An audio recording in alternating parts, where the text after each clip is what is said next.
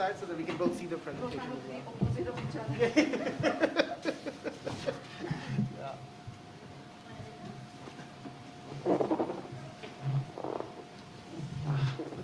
Oh, I need to put the mic. Oh.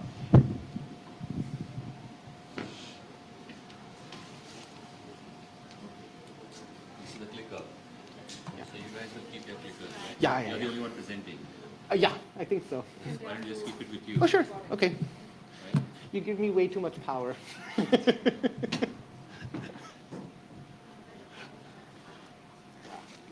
we speak in the mics there, or we speak? Oh, the mic is here also. Yeah, the mic here. Let's speak from here. Yeah. Sorry, guys, for getting a few minutes late to get the logistics organized. Uh, when knowing Roman asked me to moderate this panel, he knew very well I'm not a demographer. I'm trained as a health anthropologist. Demandé de modérer cette session, on savait que je n'étais pas modérateur, je suis anthropologiste.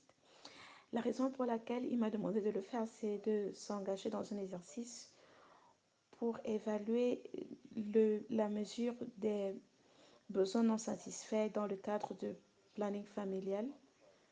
Je ne sais pas si les démographes sont consacrés à ça, mais je crois qu'on peut consacrer les 5 dernières minutes à une discussion provocante sur ce qu'on peut faire différemment si on devait recommencer cet exercice dans le futur. Donc, sur cette note, je voudrais demander à chacun des exposants de se présenter et de nous dire une chose dont chacun est enthousiaste sur ce panel. Je m'appelle Mahashis Kara, je suis professeur assistant à l'Université de Boston. Je suis entrée dans ce débat à travers plusieurs canaux et ce qui me plaît, c'est qu'il faut penser au rôle des préférences. Parce que comme vous le voyez dans ma présentation, je sors un peu de l'équation. Donc, c'est une approche controversée et importante, mais je pense qu'il est important d'avoir ce débat. Bonjour, je m'appelle Vladimira. Je ne serai pas exposante, mais je vais répondre. Je ne serai pas exposante, mais je vais répondre aux questions, mais je serai co-autrice parce que j'ai participé à l'un des exposés. Je suis contente de voir comment on peut utiliser les besoins non satisfaits pour la planification familiale. Est-ce que les personnes qui se joignent à nous virtuellement, est-ce qu'elles peuvent se présenter? Est-ce que les personnes qui se joignent à nous en mode virtuel peuvent se présenter? Jordan, est-ce que tu nous entends? Bonjour à vous tous qui êtes en Thaïlande et bonsoir à moi. Je m'appelle Jonathan Birak. Je travaille à New York. Et donc, moi, je vais parler de l'alignement entre les désirs et les résultats chez les femmes qui veulent éviter les grossesses. La plupart de ces femmes veulent avoir accès à l'avortement sécurisé qui sera nécessaire à décider de leur désir d'avoir des enfants ou pas.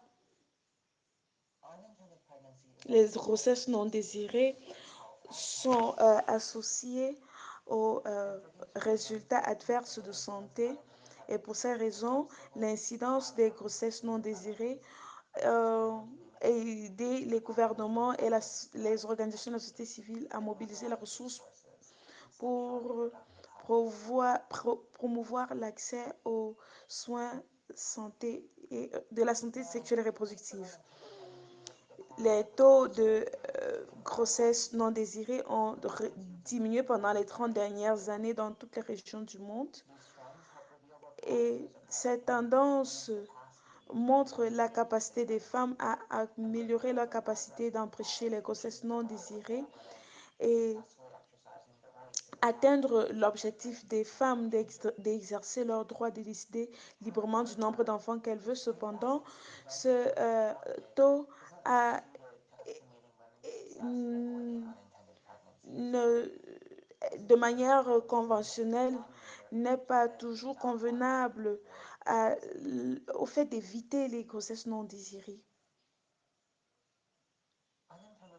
Les taux de grossesse non désirée ont été un dénominateur commun des femmes un âge de reproduction, et la proportion des femmes qui veulent éviter les grossesses non désirées ont augmenté, et la proportion des femmes qui veulent devenir enceintes est différente au sein des populations avec le temps.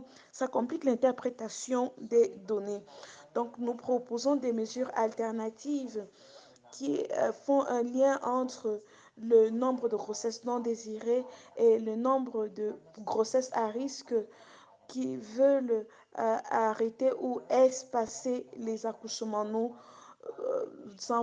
nous référons aux méthodes conventionnelles, et on peut revenir au nombre de grossesses non désirées comparé au nombre de femmes en âge de reproduction qui veulent éviter les accents. Et on peut diviser ce nombre conventionnel par la proportion des femmes qui veulent éviter les grossesses. Pour mesurer les données, on utilise des indicateurs comme le nombre de grossesses non désirées.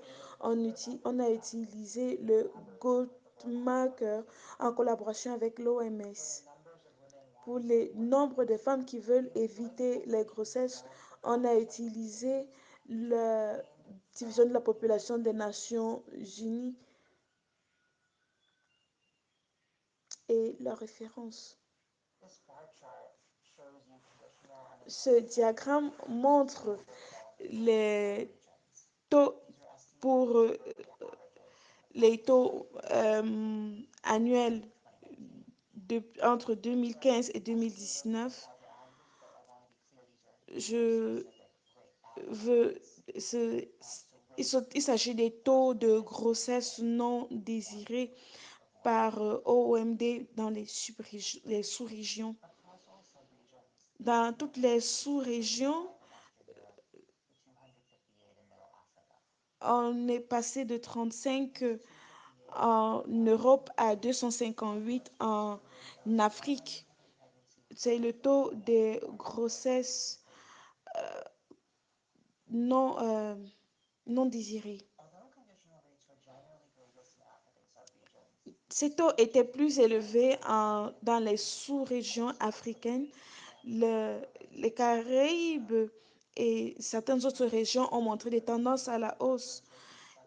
En Europe, c'était plus élevé en Europe du Nord où le taux était de 47%, et l'Europe de l'Ouest avait le taux le plus bas. Le taux le plus élevé en Asie, c'était en Asie du Sud et en Asie du Sud-Est.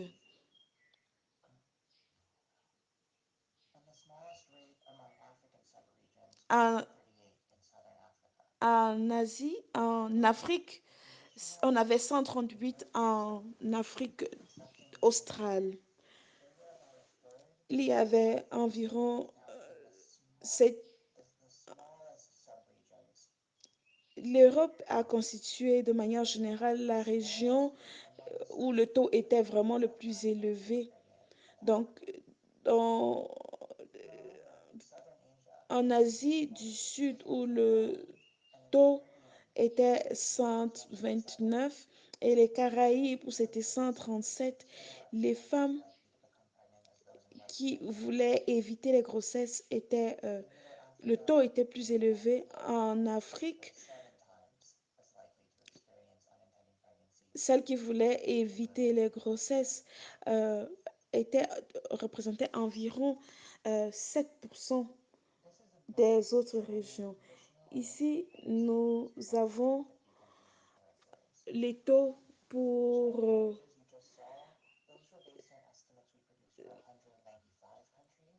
189 pays et on peut le voir pour 150 pays. Et l'Afrique encore remporte la palme d'or dans ce domaine. On peut voir des variations considérables quand il faut dans la même région. En Europe de l'Ouest, où les besoins étaient faibles, il y avait en Afrique, les taux étaient plus élevés, notamment au Congo et en Angola.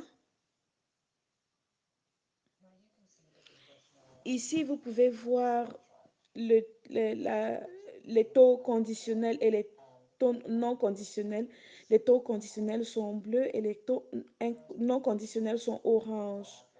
En Afrique, c'est 7 fois plus élevé qu'en Europe de l'Ouest. Le taux inconditionnel est tout aussi plus élevé. Ceci quantifie le taux d'estimation des grossesses non désirées chez les femmes et leurs objectifs, de même que leurs résultats. Les taux conventionnels ont également présenté la disparité entre les pays et les régions.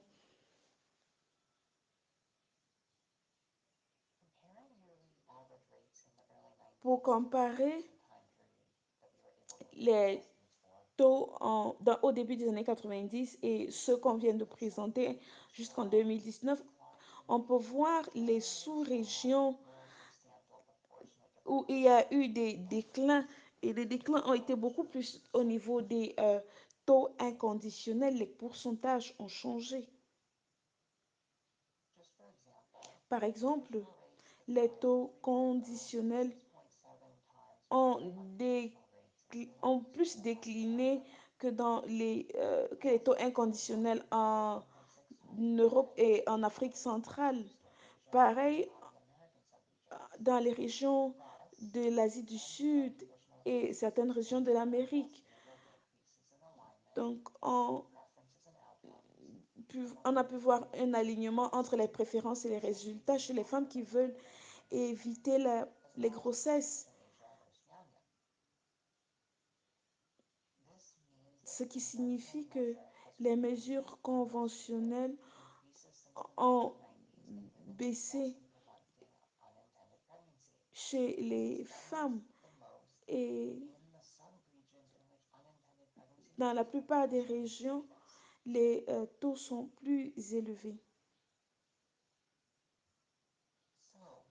Donc, en comparaison des mesures existantes, les taux conditionnels représentent mieux les différences dans les groupes de pays et la manière dont les préférences de grossesse correspondent aux expériences de grossesse. Les taux conventionnels ont caché les disparités dans la capacité des femmes d'éviter les grossesses non désirées et elles ont compris les évolutions dans les régions et la manière dont tout a augmenté. Les taux peuvent également être comparés avec les OMD 371, la proportion des femmes en âge de reproduction qui sont satisfaites par les méthodes de planning familial. Les taux conditionnels reflètent les tendances et les méthodes, de même que la contraception moderne. Et certaines femmes veulent éviter les grossesses, pourraient ne pas vouloir utiliser les contraceptifs modernes ou d'autres modernes.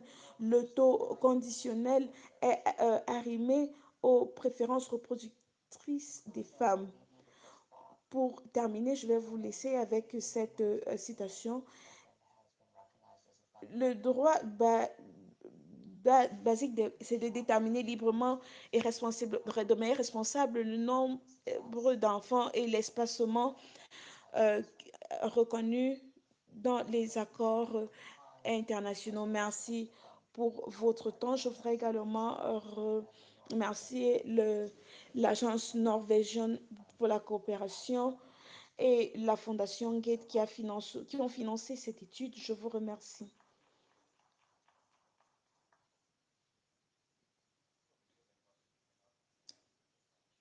C'était un enregistrement vidéo.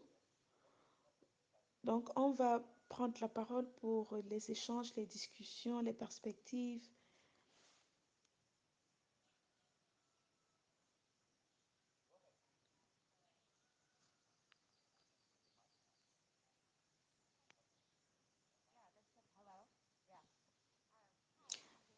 Bonjour, je suis Dena, responsable du programme de communication. J'ai beaucoup aimé la présentation.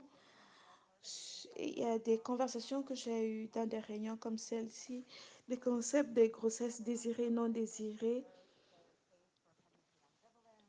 l'ambivalence des grossesses et les nuances. Et je me demande si on peut en parler dans le cadre de cette.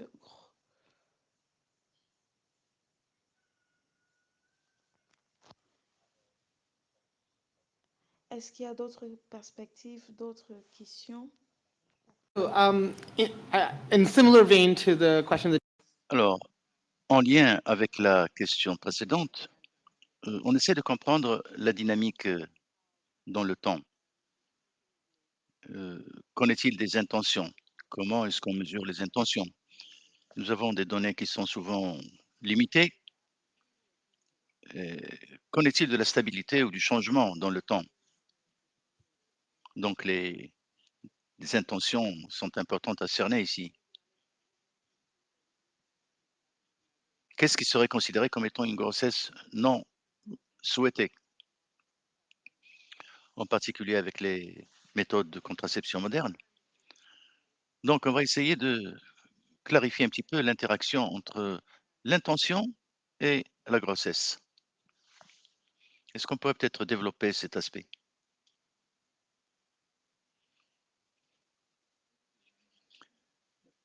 Rappelez-vous Mike Koenig, ce qu'il a fait.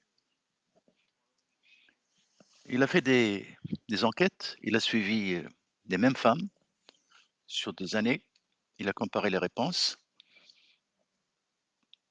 les fréquences de non grossesse. Il a constaté que même parmi celles qui utilisaient la contraception, en fait, elles ont fini par tomber enceintes. Donc, nous devons aussi prendre en considération ce genre de situation. Et c'est ce qui fait poser la question suivante. Est-ce que nous avons besoin d'aller au-delà pour trouver une meilleure façon de faire la programmation? Évidemment, il ne s'agit pas seulement de servir le but du plaidoyer, mais cela ne nous aide pas à comprendre ce qu'est la qualité du changement et le rythme du changement. Oui, évidemment, ce n'est pas un panel, vous n'êtes pas en train de suivre la même femme. Les variations dans le temps sont connues. Donc, il y a des hypothèses que l'on peut prendre en compte. C'est rare de trouver une femme qui dit qu'elle n'avait pas l'intention de tomber enceinte une fois qu'elle constate qu'elle est enceinte. Donc, cette situation est quelque chose que nous devons prendre en compte.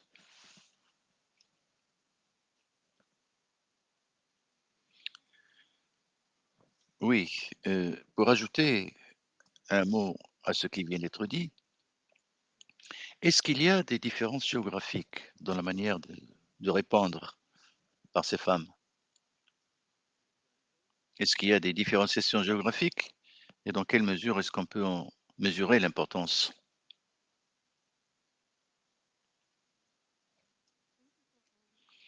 Merci pour toutes ces questions. certaines de ces questions touchent le fond du problème. Alors, je commence par le début. Il s'agit là d'un indicateur au niveau de la population. Il faut comprendre qu'il faut utiliser cet indicateur dans les buts adéquats, avec une interprétation adéquate. On peut ne pas trouver tout ce qu'on veut grâce à cet indicateur, parce qu'il n'a pas été construit pour toutes sortes de buts. Au début, on a un historique. On voit l'évolution de ces indicateurs. D'abord, la fertilité aux États-Unis. Et ça commence au niveau de la population, ces indicateurs.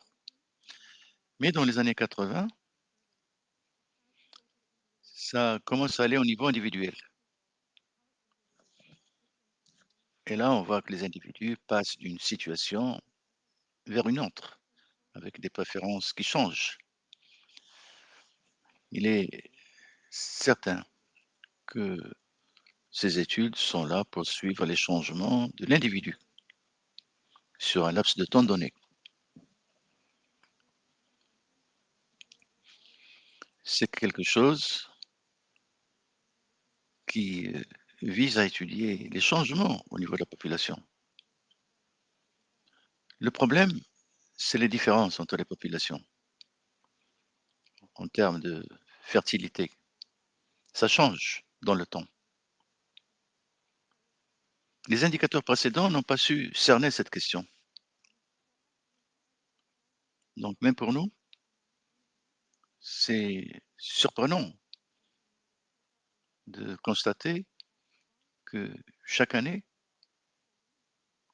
une femme sur 4 devient enceinte. Donc soudainement, il y a cette différence entre l'Europe et l'Afrique subsaharienne.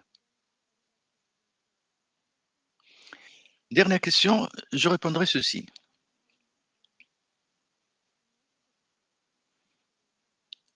La population dans son ensemble veut devenir enceinte. Alors comment différencier ces populations par rapport aux populations européennes? Donc on a besoin de mieux comprendre ces changements de population, quelles sont les préférences.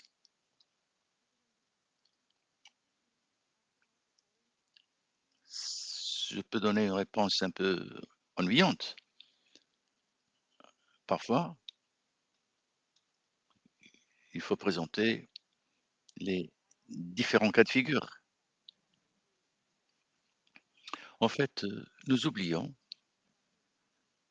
qu'il s'agit là de statistiques démographiques. Il y a des paramètres de population, il y a des éléments de politique qui font que certains paramètres concernant la population vont s'appliquer à des individus.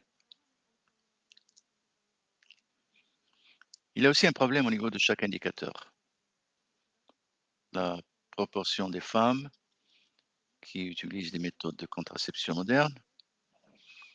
Donc, cette proportion est à apercevoir au niveau individuel. Il faut garder ça à l'esprit.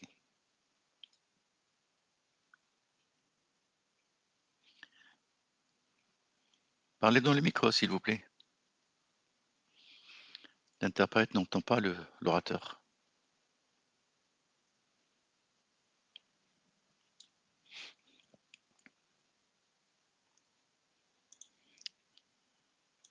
Please make sure you speak in the microphone so that the interpreter can hear you.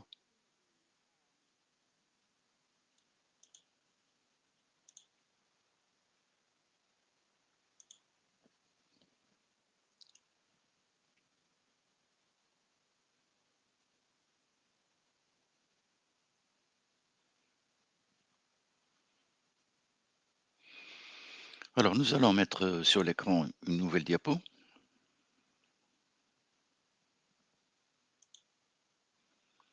Voilà.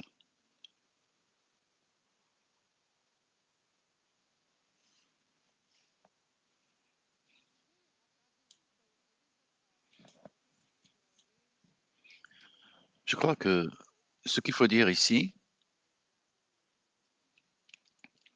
c'est d'abord les préférences. Il y a des problèmes au niveau des préférences quand on incorpore ces mesures. Du point de vue d'un économiste, on pense à ces préférences comme étant très distinctes les unes des autres. Nous avons trouvé un problème à ce niveau, même dans nos débats. Jusqu'à présent, les préférences de grossesse, les désirs de grossesse, etc., on utilise toujours la même matrice. On utilise toujours le même indicateur.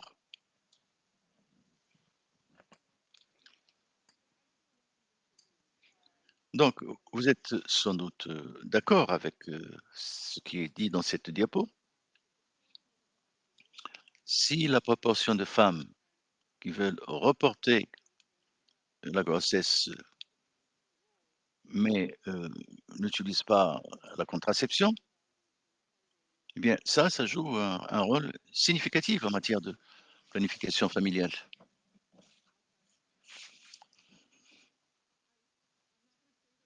Je ne dirais pas que c'est très clair, mais au cours des années, on a vu que l'intention, la motivation est relativement plus claire. Comment est-ce qu'on pense en termes de opérationnalisation? On a passé en revue différentes hypothèses à ce niveau et j'ai mis ici la dernière définition. Donc, vous avez sur l'écran cette définition. Donc, inclusivement, vous avez mis un lien entre les préférences de fertilité aux préférences de contraception, en supposant qu'il y a un lien entre ces deux. Et ça, pour moi, c'est une hypothèse tout à fait intéressante. Je peux vous parler pendant 3 heures sur les critiques que l'on peut exprimer là-dessus, mais je voudrais essentiellement mettre l'accent sur la motivation. C'est-à-dire, avec Vladimira, on a abordé ce que les préférences signifient au moment du début de la grossesse. Est-ce que la femme voulait devenir enceinte?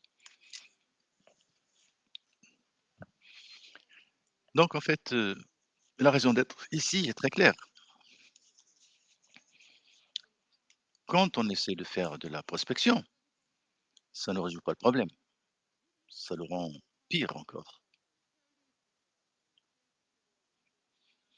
L'état de l'environnement est à prendre en compte. Donc, si on voit ce qui s'est passé par le passé, on voit qu'il y a des limites importantes. J'ai présenté quelques méthodes, mais les femmes changent d'avis tout le temps. Même quand on essaie de faire quelques mesures, on voit que ce n'est pas toujours parfait. On a besoin d'aller au-delà de ces goulots d'étranglement. Autrement dit, ma critique principale, ce sont ces mesures de préférence. Il s'agit là de la direction et de la matrice utilisée.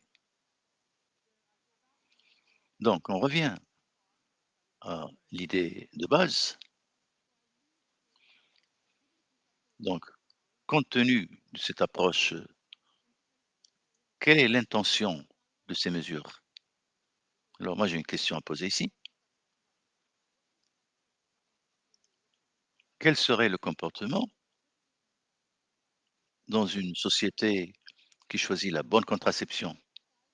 C'est-à-dire une société où les couples ont la liberté de choix pour ce qui concerne la contraception, s'il faut l'utiliser ou pas, quel type utiliser.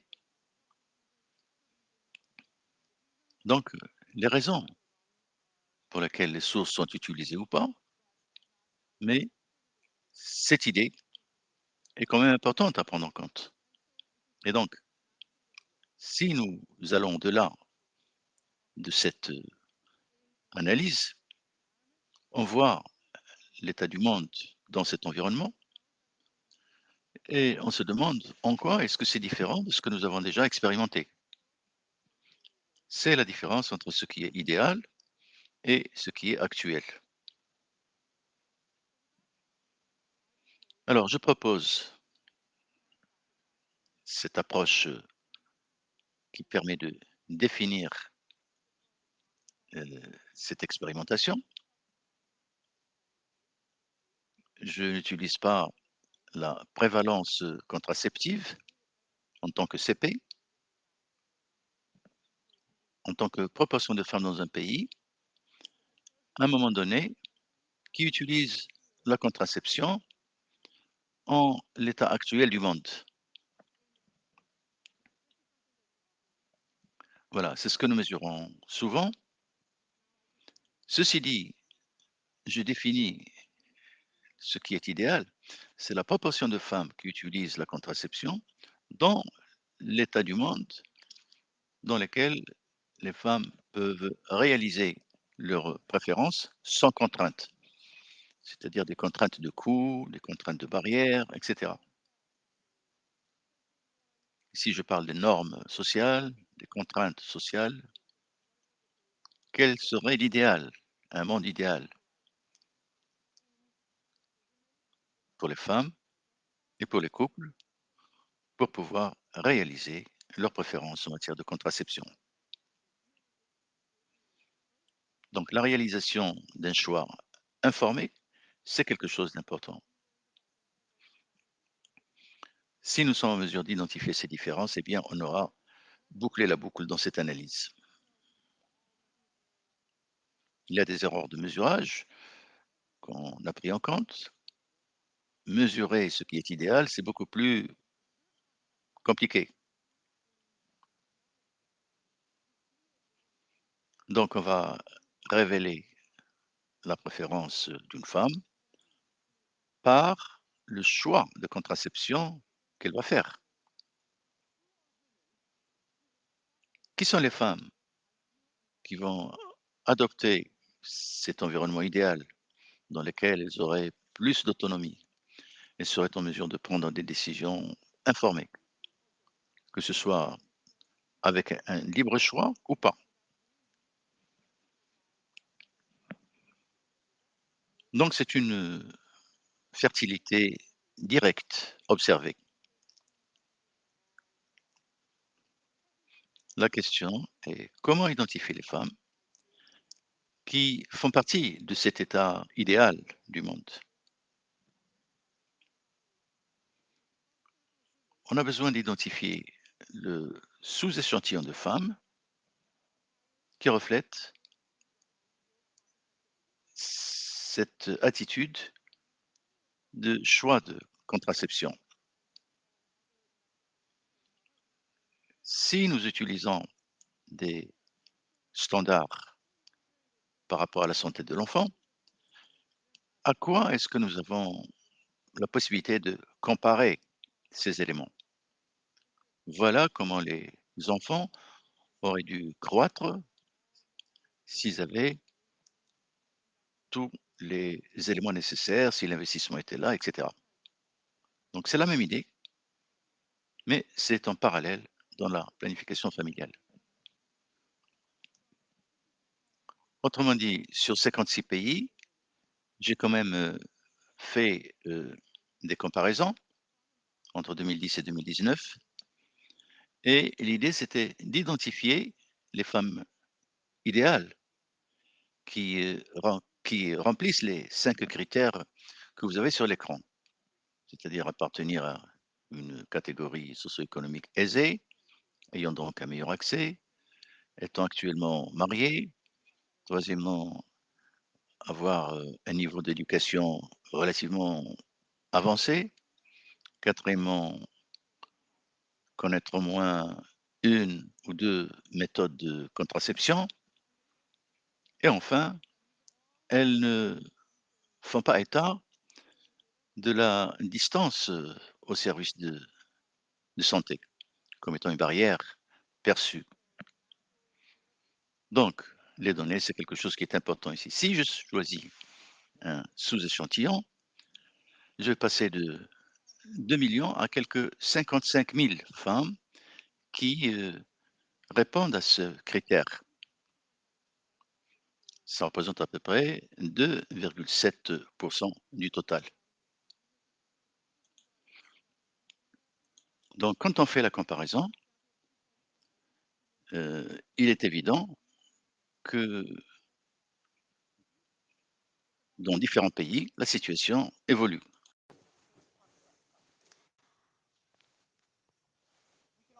Nous pouvons également comparer ces autres caractéristiques, même si je ne suis pas sélective. Les femmes qui le sont ne réussissent pas toujours. Leur choix d'utiliser ou de ne pas utiliser reflète plus leur autonomie en termes de contraception. Remarquez que en sélectionnant ces femmes, on n'a pas un 100% d'utilisation des contraceptifs. Si je compare ma matrice de besoins non satisfaits, je me rends compte que cette définition présente des besoins plus élevés, mais il y a plus de variations car certains pays ont des pourcentages de points de pourcentage parfois de 30% plus élevés. Ici, on a une distribution des besoins non définis avec les définitions courantes qui sont en bleu et en rouge et la mienne est en vert. Ici, nous avons un défi conceptuel. Si j'avais plus l'infini, l'échantillon que je sélectionnerais comme étant des femmes qui peuvent choisir et serait également infini. Alors, j'ai 55 000 sur 2 millions, donc c'est réduit chez moi. Dans les grandes populations, le sous-échantillon de femmes d'environnement idéal doit en théorie être représentatif de la population. Elles ne doivent pas être limitées par l'âge, les religions, l'ethnicité. Donc, et ce type de caractéristiques modifiables doit être ajusté et c'est à ce niveau qu'on a un problème avec les données et ce qu'on peut faire avec ces données. Ce que je fais une méthode de comparaison pour ajuster sur la base des données observables dans chaque pays et les environnements idéaux des femmes de la population générale sur la base des caractéristiques qui ne sont pas modifiables. Donc le statut socio-économique, l'éducation, où les femmes peuvent atteindre des échelons plus élevés. Et j'ai récapitulé de cette manière et je ne vois pas beaucoup de différences. Alors, pour conclure, je voudrais dire que les principaux indicateurs sont tels que la matrice a des problèmes, est considérablement, a des préjugés considérables et la direction des préjugés n'est pas considérable. Elle essaie d'opérationnaliser les approches et les mesures contrefacteurs qui peuvent porter plus de fruits dans des enquêtes. On peut le faire au niveau sous-régional où on pense que les comparaisons sont meilleures. Tout ce qu'on pense, tout ce dont on a besoin, ce sont les données. Donc, on doit chercher les environnements pour pouvoir comparer les femmes. Estimer les besoins non satisfaits sous la perspective de la question euh, des besoins. Alors, elle est ma matrice est attrayante sur le concept. Elle n'a pas de préférence sur les comportements, elle est indépendante des préjugés, elle est facile à utiliser. Plus on a d'échantillons, plus on a de résultats. C'est flexible en termes d'utilisation et facile à adopter dans les pays, les contextes différents. Tout dépend de la disponibilité. Et je voudrais insister sur le fait que je crois que j'ai appris ça de Vladimir. La préférence, on doit l'utiliser, on ne doit pas l'utiliser pour le niveau individuel. On ne doit pas utiliser comme une matrice individuelle. Cela dit, je vous remercie.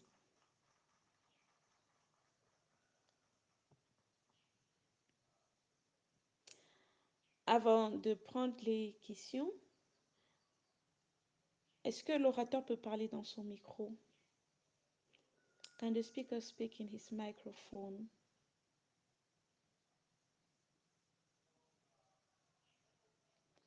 The interpreter cannot interpret because the speaker is not speaking in the microphone.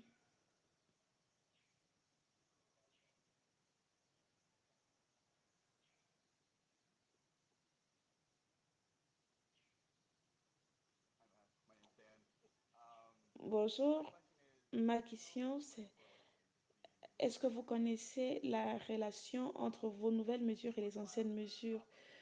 Parce que il est important que votre si votre mesure n'est qu'une transformation de l'autre, de l'ancienne, ce n'est pas un suivi et une transformation. On doit voir la corrélation négative et la corrélation spécifique et ça varie selon certains pays. Les différences sont soit positives ou négatives. Dans ma matrice, les besoins non satisfaits peuvent être négatifs. Donc, on peut calculer en fonction des préférences les, et les comparer avec le système idéal où on considère les femmes comme étant plus fertiles.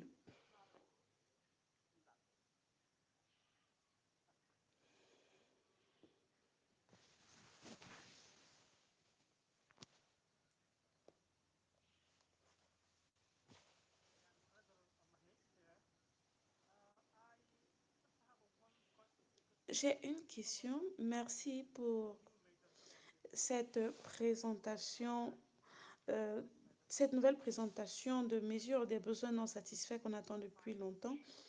Vous avez utilisé les 5 composantes et je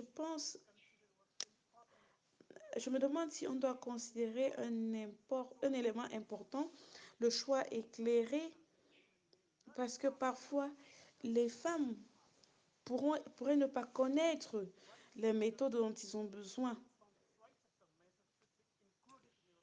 Est-ce que on doit insérer cela dans votre définition? Je pense que la question, c'est comment est-ce qu'on observe ce à quoi ressembleraient les choix éclairés dans les données qu'on utilise. On travaille dans un environnement où on a des contraintes de données et on doit pouvoir observer ou estimer avec le moins de préjugés possible. Comparer la matrice aux données observables, on doit pouvoir faire une approximation des choix éclairés. Je suis content d'avoir un débat sur lequel des 5 indicateurs qui ont été utilisés pour générer et sélectionner les échantillons des femmes qui ont, à notre sens, plus d'opportunités d'avoir les choix éclairés, la richesse, l'éducation, l'accès physique, l'information et le statut matrimonial, l'activité sociale, qui serait le dénominateur commun pour faire les comparaisons. On peut ajouter plus de facteurs, plus d'éléments. Et cette approche est flexible. On peut ajouter 20, 30, 40 indicateurs pour sélectionner les femmes qui, à notre sens, sont approximativement sont outillées en termes de contraceptifs. Donc, c'est les considérations en termes d'échantillon. Chaque fois que vous ajoutez des indicateurs, vous êtes en train de réduire votre échantillon. Donc, les trois premières peuvent constituer euh, le plus grand facteur de sélection: statut économique, information, niveau d'éducation. Un peu comme ces petites variations, si on ajoute plus de variables, la méthode est ouverte, elle est flexible, on peut la modifier. Je pense que la principale question qu'on doit se poser, c'est est-ce qu'on est satisfait de la manière dont le choix est fait, la théorie derrière le choix des variables. Je crois que c'est ça la proposition que je vous fais.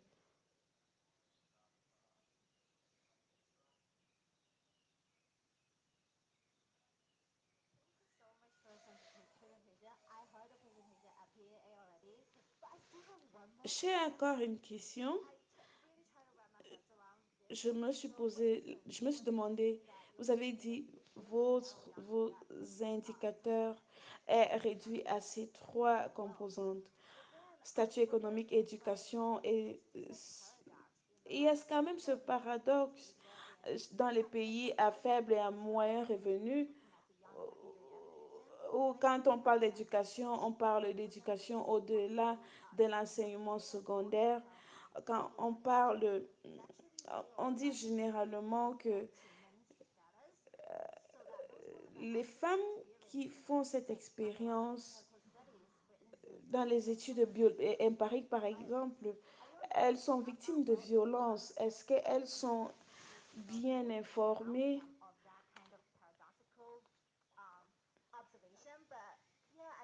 Je ne sais pas si votre étude a pris en considération ce genre de situation.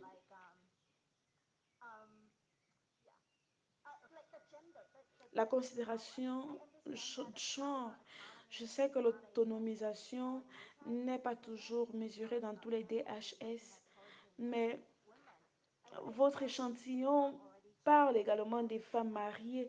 Est-ce qu'on a déjà examiné les hommes pour voir la dynamique de pouvoir et voir comment euh, on pourrait avoir mal estimé les rôles? Je pense que c'est très important et je voudrais dire que la sélection des indicateurs était basée sur la littérature qui présentait cela comme des indicateurs qui augmentent l'autonomisation. Dans le cas de l'éducation, les femmes, il y a beaucoup de corrélations dans le monde où les femmes les plus éduquées, dans les échelons les plus élevés de la population, ont moins de problèmes de contraception que les femmes de la norme, les femmes normales, moyennes. Dans ce modèle, ce que nous disons, c'est que ces femmes très éduquées avaient le choix, avaient leur préférence, dire qu'elles avaient le choix de dire elles veulent ou elles ne veulent pas utiliser et elles choisissent de ne pas le faire. Et si c'est le cas, l'éducation, c'est ce qui leur donne cette... Et si l'éducation en fait est un facteur qui diminue le pouvoir des femmes. Je ne suis pas expert dans les éléments qui font la structure. Je ne prends pas les décisions. Mais je pense que les femmes ont éduqué, ont ce pouvoir de décision. Quand vous... Le point, c'est que c'est un débat pour les praticiens et pour les personnes qui planifient ces méthodes, qui peuvent dire qu'est-ce qui, selon nous, sont les déterminants des choix contraceptifs. Si ce n'est pas l'éducation, on doit penser à une autre alternative. L'éducation nous permet d'identifier les femmes qui sont plus propices à utiliser, ou alors qui sont plus enclins à utiliser les contraceptifs.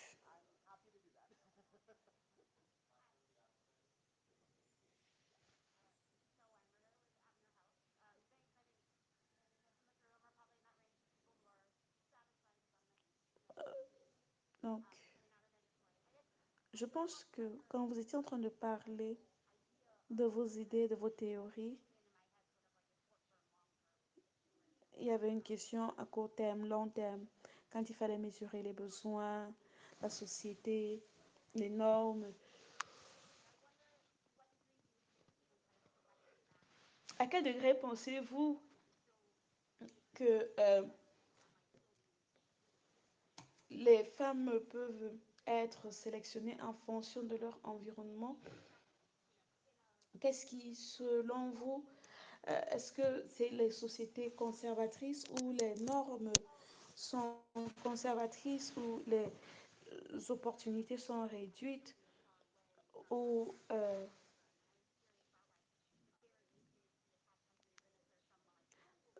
il peut y avoir des convergences, des, contrairement aux sociétés ouvertes?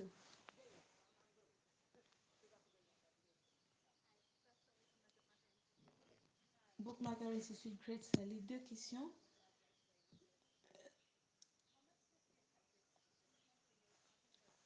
Quand vous parlez de changement d'éducateur,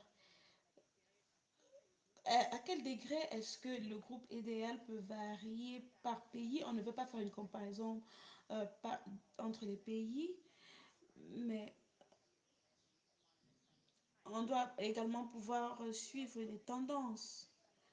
Nous devrons résoudre les besoins non satisfaits, mais comment est-ce que nous mesurons ceci? Et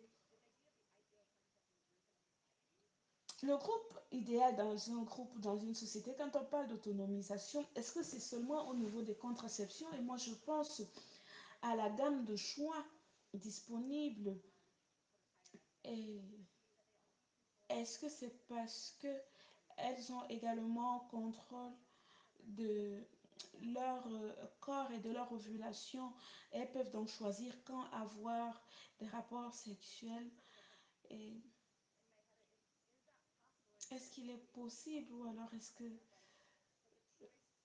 le choix peut être différent chez les femmes qui sont le moins autonomes à cause de l'environnement dans lequel elles vivent, et que la comparaison n'est pas très réaliste? Je pense que vous avez raison. Nous avons été limités par les données dans une certaine mesure. J'aurais aimé avoir les données socio-culturelles et l'environnement. La... On essaye d'ajuster. Si j'avais les données, ce serait comme si on considère les femmes dans le même environnement, des femmes qu'on pourrait identifier comme les femmes qui sont autonomes sur le domaine de la contraception.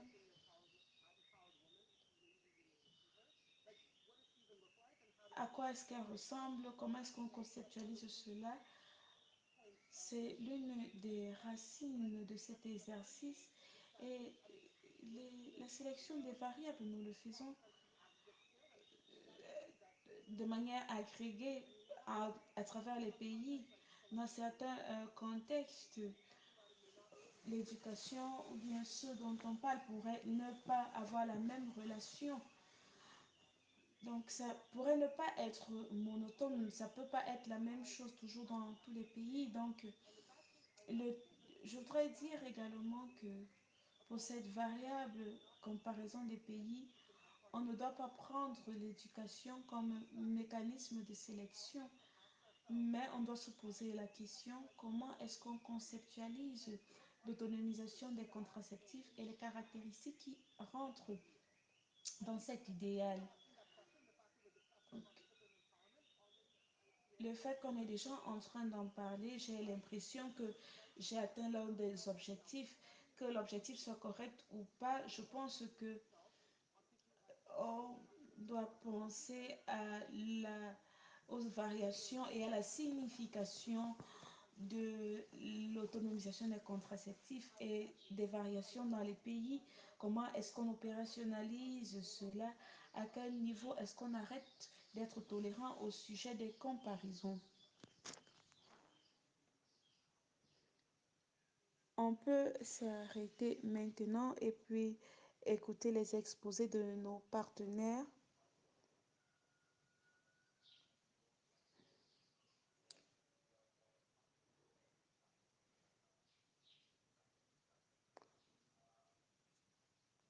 How many want to continue this discussion? How many would like to hear?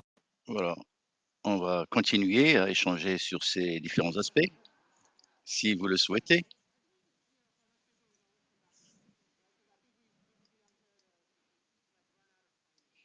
Je crois qu'on n'a pas beaucoup de temps pour donner la parole à tout le monde.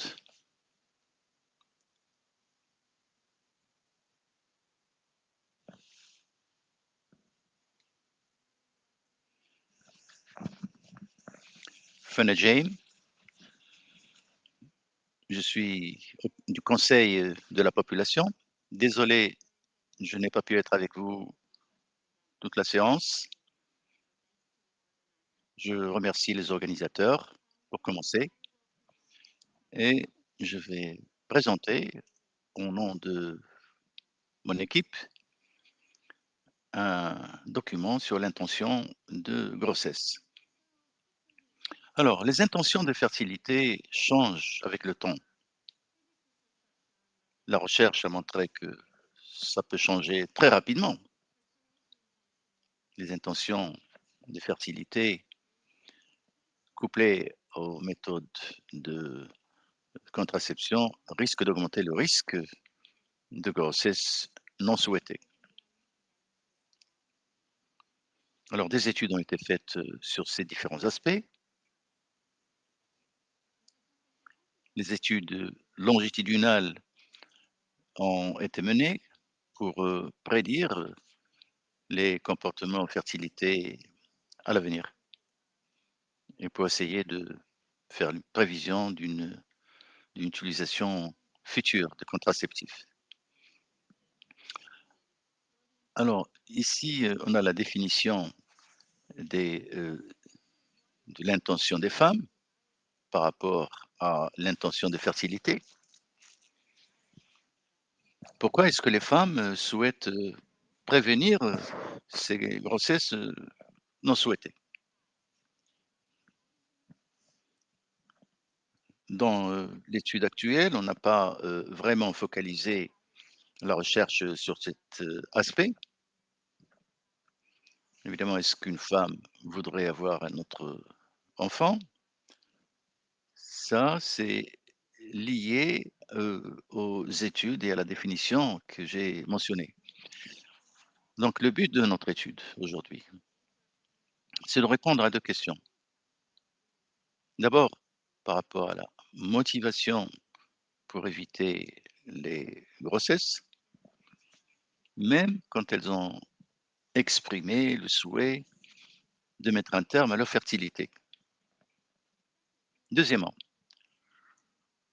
on a voulu explorer la catégorie d'intention des personnes qui sont incertaines, si oui ou non elles veulent avoir un enfant.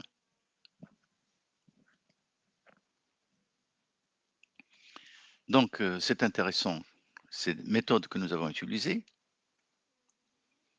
Donc, les données pour ces études proviennent d'une étude récente des MPA. On a pris un échantillon des personnes âgées de 15 à 49 ans et c'était dans la région de Odisha et Haryana en Inde.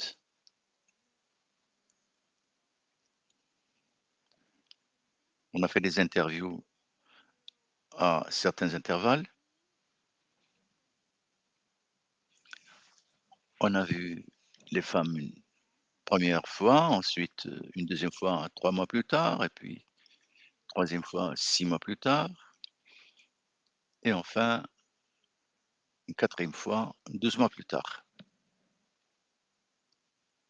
On a utilisé les femmes de l'échantillon original. Donc, les mesures que nous avons effectuées concernent les caractéristiques que je vais vous montrer dans un instant.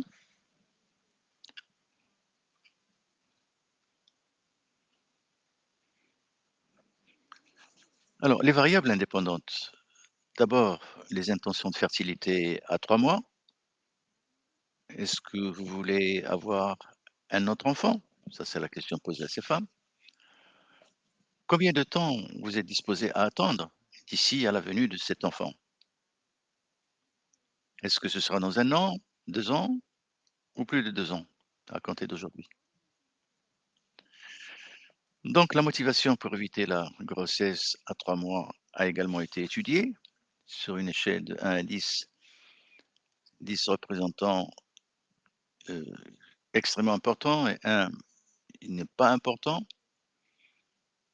Donc, nous avons des réponses qui varient de faible, de 1 à 7, médium et très élevé.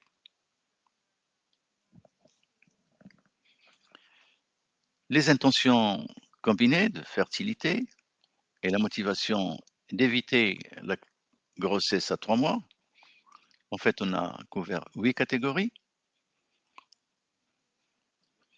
et ces catégories font, le tour des, différentes, dispositions de ces femmes qui veulent, ne plus avoir d'enfants ou qui veulent un enfant dans un délai de 2 ans, dans un délai de plus de 2 ans et une catégorie d'indécis. Alors la contraception ici, on parle de méthode moderne de contraception à 12 mois, qui a suivi l'interview.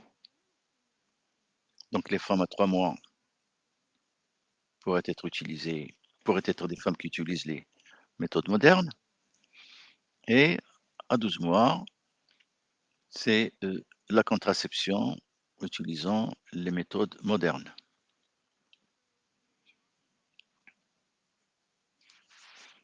Alors les résultats de ces analyses, et les différentes statistiques recueillies ont été présentés d'une manière, analytique. Intention en 3 mois, 12 mois d'utilisation de contraception et la régression à plusieurs variables. Vous voyez là les premiers résultats, donc les changements au niveau individuel pour ce qui concerne les intentions de fertilité dans le temps.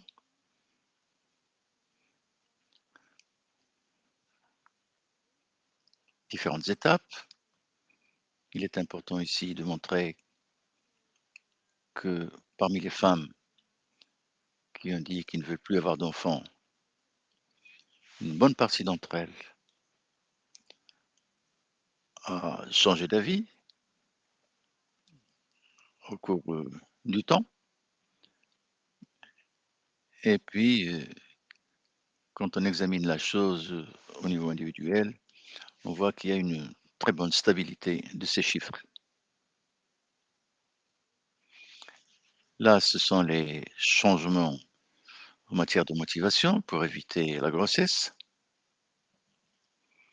On a utilisé un échantillon de population intéressant.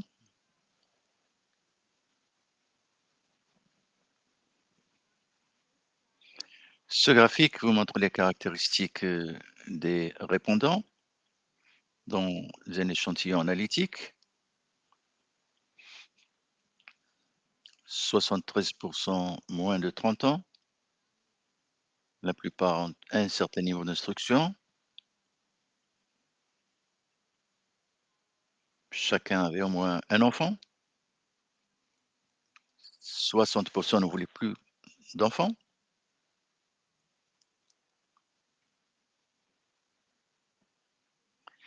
Ici, vous avez, la relation entre la motivation et l'intention à 3 mois et les femmes qui souhaitent éviter ou reporter la grossesse. On les voit dans les 2 colonnes à gauche. Celles qui sont indécises, si oui ou non il faut avoir un enfant, c'est assez similaire à celles qui ne veulent plus avoir d'enfant pendant 2 ans ou plus, c'est-à-dire 59.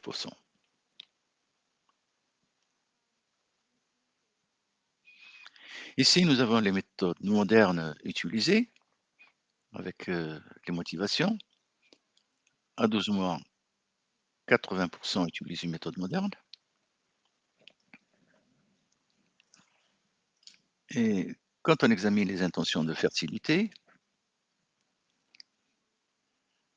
nous avons ici des chiffres tout à fait similaires à celles qui veulent avoir des enfants au bout de 2 ans. Donc ici, on a fait la comparaison avec, entre les 2 catégories d'utilisation de méthodes modernes.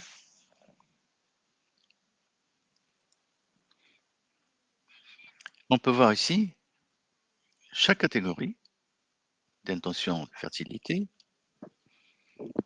sont vraisemblablement celles qui vont utiliser des méthodes modernes à 12 mois. C'est vrai pour toutes les catégories. Nous avons également combiné certains ratios d'utilisation à 12 mois. On a fait 2 modèles. Premier, éviter la grossesse avec des variables multiples. On peut voir ici que par rapport aux femmes qui veulent un enfant dans 2 ans,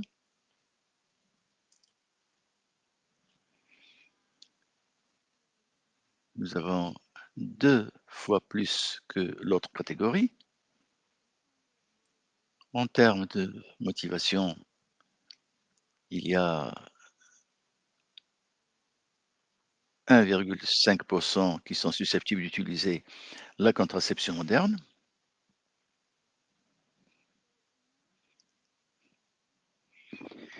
Ici, on a combiné les intentions à moins de 2 ans.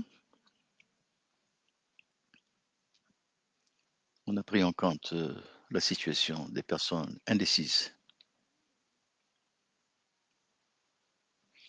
On peut voir aussi que celles qui veulent un enfant dans moins de 2 ans, ce n'est pas statistiquement significatif.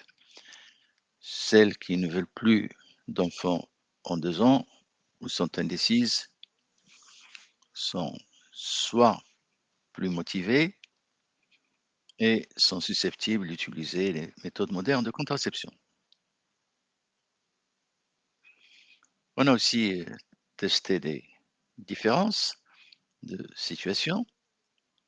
On a relancé le modèle.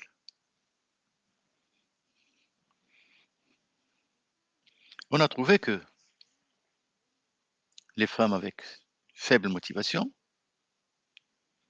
sont susceptibles d'utiliser des méthodes modernes à 12 mois.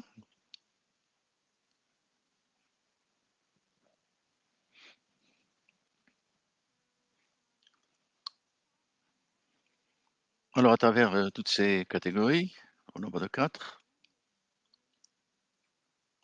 le niveau de motivation ici, de faible à élevé, fait que la majorité de ces femmes vont utiliser ces méthodes de contraception. Et les modèles multivariables ajustés ont montré que l'intention de fertilité et la motivation pour prévenir des grossesses influencent la méthode moderne d'utilisation à 12 mois. Mais cette association n'a pas été considérée statistiquement significative. Celles qui veulent un enfant en moins de 2 ans celles qui ne veulent plus d'enfants ou celles qui sont indécises, eh bien, étaient vraisemblablement disposées à utiliser une méthode de contraception moderne à 12 mois.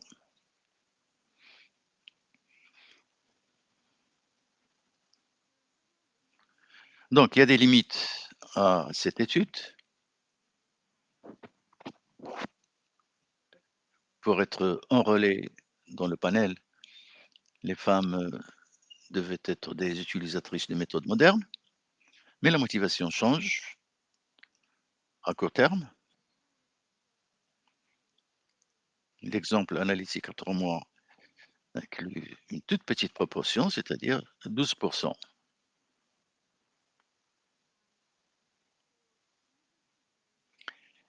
Évidemment, avec ces limitations, l'étude montre quand même la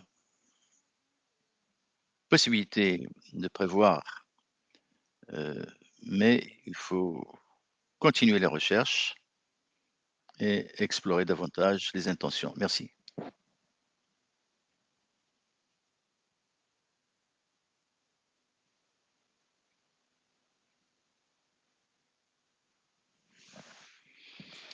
L'interprète n'entend pas l'orateur, ne parle pas dans le micro.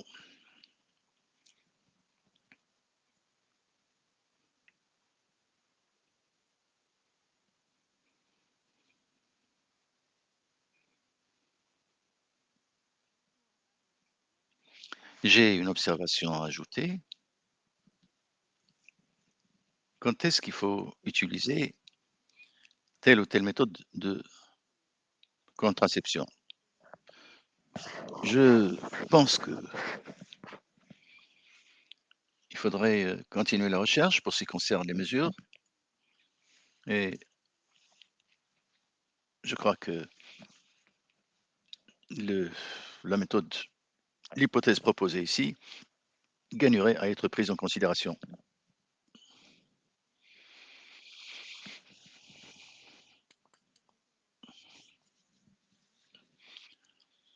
Moi, je pensais à cet équilibre qui a été démontré par rapport au panel, mais la question demeure posée au niveau de la population. Dans quelle mesure est-ce qu'on va influencer le niveau de population? C'est quelque chose que nous devons discuter. Ça fait partie de cette ambivalence. Est-ce que c'est une méthode traditionnelle? Comment est-ce qu'on la prend en compte dans l'indicateur? Et ce genre de questions. Bon, je suis content que vous ayez mentionné cela, parce que effectivement, on aurait dû mettre un autre diagramme qui explique ces différences. Oui, il serait intéressant d'ajouter un diagramme si vous n'aviez pas ce panel. Il aurait fallu voir les préférences tout au long de ces catégories au niveau de la population. Mais si vous prenez la chose beaucoup plus simplement au niveau individuel, sur un an, période de un an, si vous mesurez les préférences, eh bien, je crois que vous aurez quand même des conclusions tout à fait significatives. Donc, ici, il faut bien euh, rappeler qu'il y a différents paramètres que l'on peut prendre en considération dans ce genre d'analyse. L'orateur parle loin de son micro.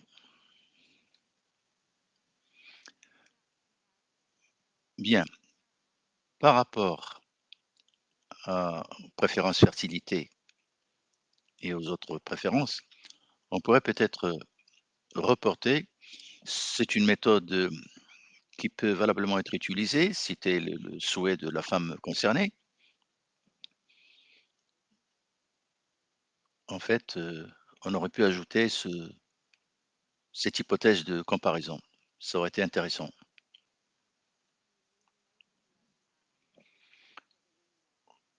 Oui, ce serait intéressant aussi de poser la question pour savoir est-ce que les femmes souhaitent utiliser la contraception?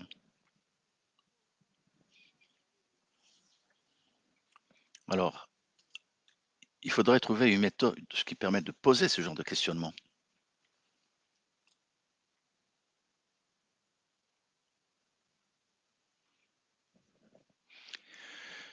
L'orateur parle loin de son micro.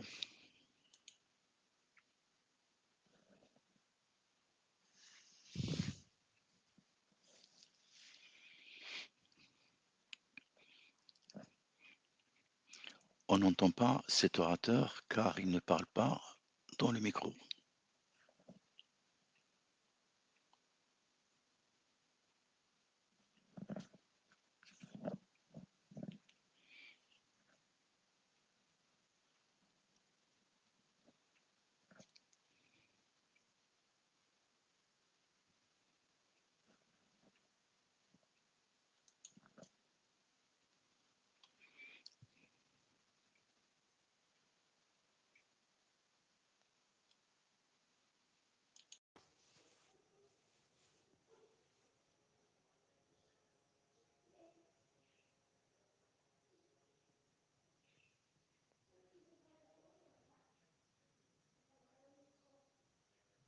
Is not true. And in fact, the state provides other kinds of incentives to, we, we, we probably need to start up, I like the idea of moving towards, uh, Mahesh, your concept, right? I mean, so are we moving away from the need to measure prevalence?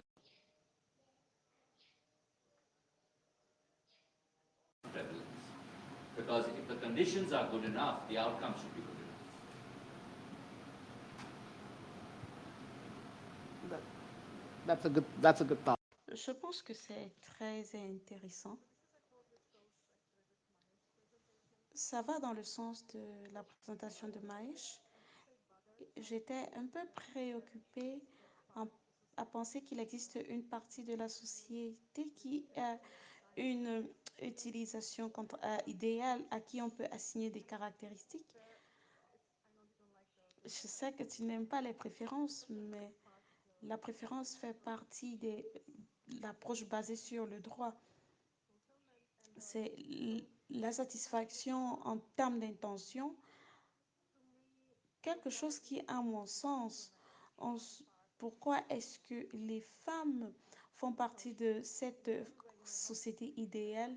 Si vous savez comment créer cet idéal, ce serait assez complexe. Et on entre dans d'autres problèmes qui vont entraîner des besoins non satisfaits. On va passer d'un problème à un autre. Je vais un peu parler de ma perspective, travailler sur le suivi global des indicateurs. Et nous devons comprendre que l'un des aspects très importants, c'est que c'est l'indicateur qui est disponible, qui est mesuré. Nous avons une longue période, presque 30 ans, de disponibilité de données. C'est comparable parce que les, les communautés ont consacré beaucoup de temps. On a vu comment les services des années 90 peuvent être recalculés avec les méthodes consistantes. On a des estimations et je peux dire qu'il est important d'avoir les indicateurs et les données disponibles. On peut parler des différences des pays. Il s'agit des indicateurs qui, à la fin, vont rentrer dans les OMD, qui seront mentionnés dans les rapports parce qu'on peut dire quelque chose et avoir le sentiment que aucun des indicateurs ne peut jamais être parfait. Il y a toujours plusieurs dimensions auxquelles il faut penser. Est-ce qu'on répond à ce qu'il faut mesurer? Est-ce que c'est mesurable? Est-ce que c'est disponible? Est-ce que c'est temporel? Donc, faire cette analyse SWOT là. Et je pense qu'il faut toujours se rappeler qu'aucun des indicateurs n'est parfait, mais il s'agit de penser à la phase suivante en termes de besoins non satisfaits. Je suis heureux que nous ayons cette discussion, Vladimir. Si je ne l'ai pas clarifié avant, je veux le dire clairement. Je n'ai rien contre les préférences. je veux des préférences qui sont mesurées et parfois on ne comprend pas la magnitude implicite ou implicite des préjugés qui sont générés de l'utilisation problématique.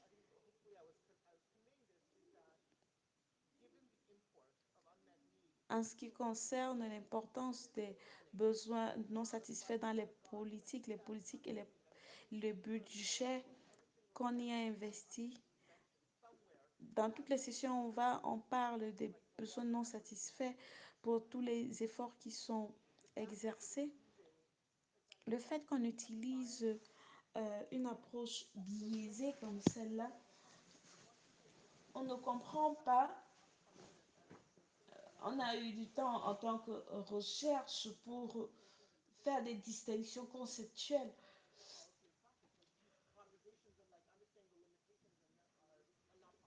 Mais autant que je veux qu'on parle des comparaisons entre pays, qu'il y ait de la valeur dans l'utilisation des matrices de programmation, de planification. Quand nous le faisons, nous devons veiller à ce que nous sommes capables de faire ces comparaisons qui sont constantes et qui sont équitables. Parce qu'il y a, il y a une importance de ces comparaisons et si on ne comprend pas les biais qu'on fait, on risque d'avoir des conséquences non désirées. Donc, les bonnes intentions, en fait, ce que je veux dire, c'est que ça existe, mais on essaye de hum, gérer les problèmes qu'on pourrait aborder autrement. L'orateur ne parle pas dans son micro, donc l'interprète ne le reçoit pas correctement, donc je ne peux pas l'interpréter.